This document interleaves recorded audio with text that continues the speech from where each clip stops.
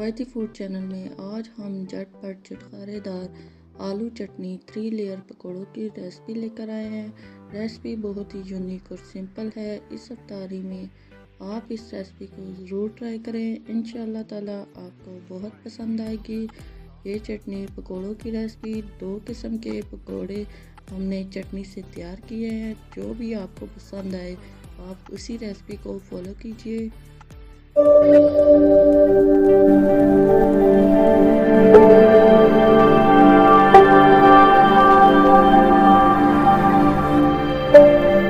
अस्सलाम वालेकुम viewers, रवायती food channel में खुशामदीद। कैसे हैं आप सब? उम्मीद है कि आप सब खैर आफियत से होंगे। तो आज हम फिर से आपके लिए न्यू रेसिपी चटखारेदार 3 लेयर पकौड़ों की रेसिपी लेकर आए हैं। ये बहुत ही आसानी से आप बना सकते हैं। इस रमज़ान आप इस रेसिपी को ज़रूर ट्राई करें। ये बहुत ही यूनिक और सिंपल रेसिपी है। रेसिपी शुरू करने से पहले अगर आपने अभी तक हमारे चैनल को सब्सक्राइब नहीं किया तो जल्दी से हमारे रवायती फूड चैनल को सब्सक्राइब कर दें ताकि हमारी हर आने वाली न्यू वीडियो आप तक आसानी पहुंच सके। तो चलें अब रेसिपी शुरू करते हैं। बिस्मिल्लाहिर्रहमानिर्रहीम। सबसे पहले हम बनाएंगे इन पकोड़ों के लिए चटनी, मगर ये चटनी थोड़ी सी डिफरेंट होगी। वो कैसे, देखिए इस वीडियो में। यहाँ हम ब्लेंडर जग लेंगे, इसमें डालेंगे 7 से 8 हरी मिर्ची काट के और 1 मुट्ठी भर के डालेंगे हरे धनिए की। हरे धनिए को भी हमने काट लिया था और साथ ही डालेंगे 1 मुट्ठी पुदीना कटा हुआ। हाफ टी स्पून इसमें डालेंगे कुटी हुई लाल मिर्चें।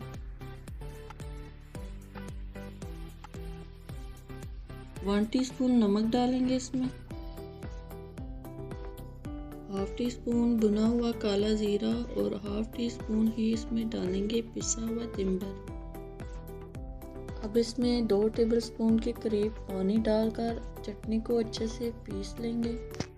चटनी के लिए हमें बस इतना सा ही पानी चाहिए।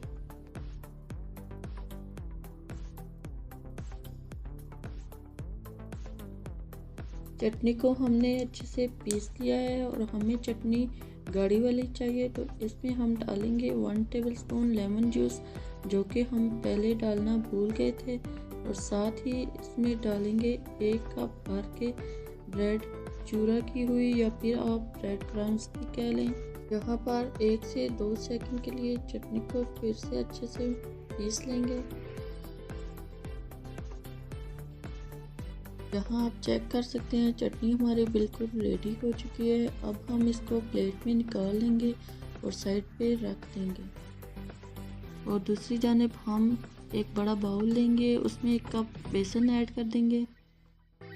अब इसमें डालेंगे थोड़ी सी अजवाइन,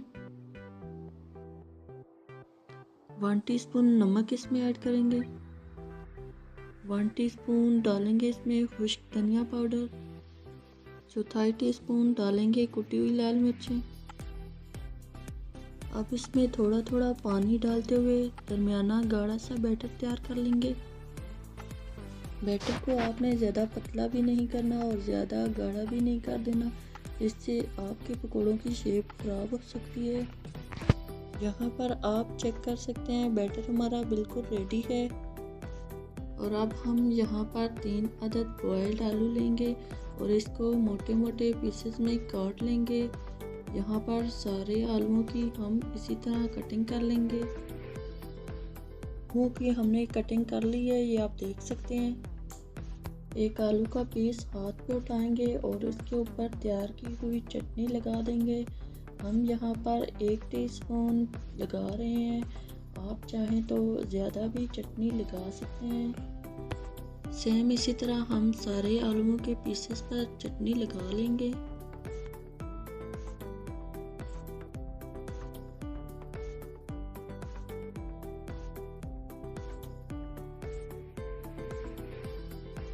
अब इस चटनी वाले आलू को हम बेसन वाले बैटर में डाल देंगे और चम्मच की मदद से ऊपर इसके बैटर डालेंगे।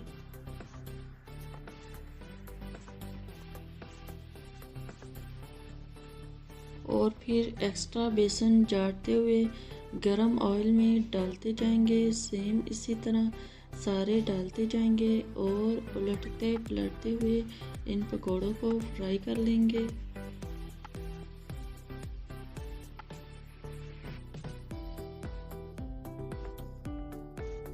यहाँ पर पकोड़े हमारे फ्राई हो चुके हैं, अब हम इनको निकाल लेंगे।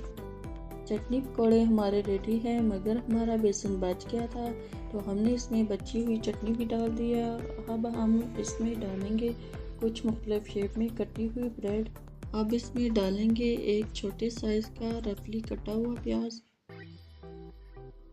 और इसी के साथ ही हम इसमें डालेंगे 1 टीस्पून अपने घर का बना हुआ पकोड़ा मसाला और फिर से इन तमाम चीज़ों को अच्छे से मिक्स कर लेंगे। ये पकोड़े भी बहुत ही मज़े के चटखारेदार पकोड़े तैयार होंगे इंशाल्लाह ताला। यहाँ पर आप देख सकते हैं हमने इन तमाम चीज़ों को अच्छे से मिक्स कर लिया है। अब हम एक एक करके पकोड़ा डालते जाएंगे गरम ऑयल में।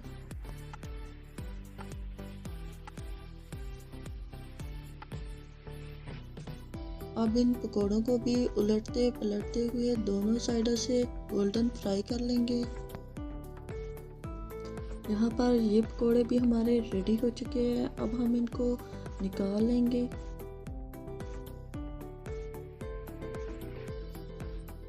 तो माशाल्लाह ये लें जी मज़ेदार चटखारेदार चटनी पकोड़े एक नहीं 2 किस्म के तैयार हैं। आई होप सो कि आपको हमारी आज की दोनों ही चटनी पकोड़ों की रेसिपीज़ बहुत पसंद आई होंगी।